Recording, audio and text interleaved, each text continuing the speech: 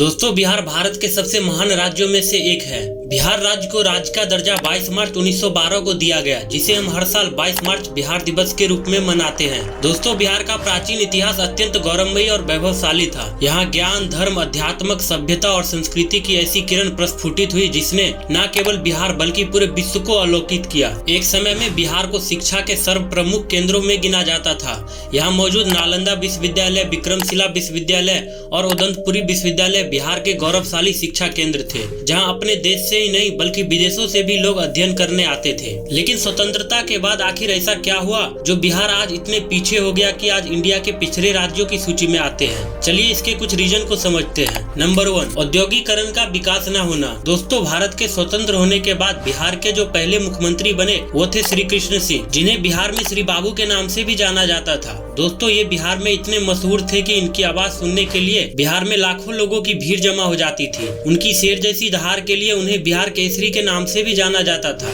26 जनवरी 1950 को ये पहली बार बिहार के मुख्यमंत्री के रूप में चुने गए और 31 जनवरी 1961 अपनी मृत्यु तक लगभग 11 साल ये बिहार के मुख्यमंत्री के पद पर रहे। इन्होंने अपने कार्यकाल के दौरान बिहार को एक नई दिशा में मोड़ा और बिहार को तरक्की की ओर ले गया। इन्होंने बिहार में कई परियोजना लाए, जिसमें Barauni refinery, Bokaro steel plant, Barauni fertiliser plant, Barauni thermal power station, Damodar valley corporation, Patratu thermal power station जैसी कई भारी उद्योग लाए। इन्होंने साल 1959 में मोकामा में स्वतंत्र भारत का गंगा नदी पर पहला रेल सड़क पुल का निर्माण करवाया, जिसे हम राजेंद्र सेतु के नाम से जानते हैं।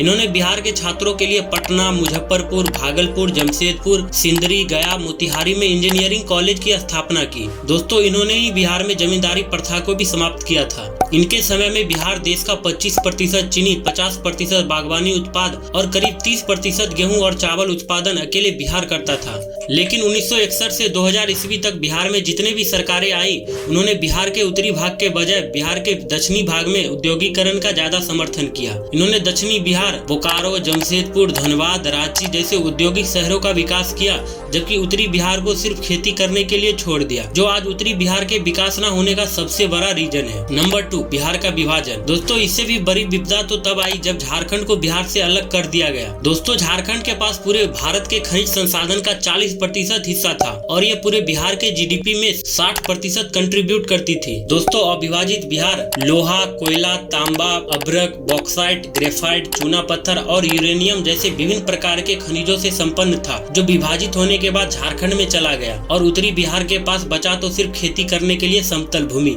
नंबर 3, बाढ़। दोस्तों, बिहार के विकास को रोकने में बाढ़ का भी बहुत बड़ा योगदान है। बिहार का लगभग 73% हिस्सा हर साल बाढ़ की चपेट में आता है। अगर बात करें भारत के कुल बाढ़ प्रभावित क्षेत्र की, तो केवल बिहार से 22% हिस्सा बाढ़ प्रभावित क्षेत्र है, जिससे बिहार सरकार को हर साल लगभग 1000 करोड़ रुपयों का नुकसान होता है और बड़ी संख्या में जान माल की भी क्षति होती है, जिस पर सरकारों द्वारा हर साल 650 करोड़ की मुआवजा का मरहम लगाया जाता है। लेकिन फिर भी सरकार बाढ़ के अस्थायी समाधान के लिए काम नहीं करती है। नंबर 4, गंदी राजनीति। 1990 से 2004, जिसे यादव काल भी कहा जाता है। दोस्तों, ये तब की बात है जब लालू यादव 1990 में पहली बार बिहार के मुख्यमंत्री बने थे, जहां 1990 से पहले बिहार में दलितों और पिछड़ी जातियों के साथ एक से एक बड़ी घटनाएं हुई, जिसमें परारिया मांस रेप और बेलछी नरसंहार जैसे घटनाएं शामिल थी। दोस्तों, लालू यादव के मुख्यमंत्री बनने के बाद बिहार के महत्वपूर्ण विकास, सरकारी सेवा जैसे रेलवे, पुलिस, टीचर, डॉक्टर में बड़ी संख्या में पिछड़ी जातियों का भर्ती करना शुरू कर दिया। लालू यादव ने पिछड़ी जातियों के विकास के लिए कई सारे नियम भी बदले, जिससे लालू को दलितों और पिछड़ी जातियों से बहुत समर्थन मिला और वह लगभग 14 सालों तक बिहार पर राज किया।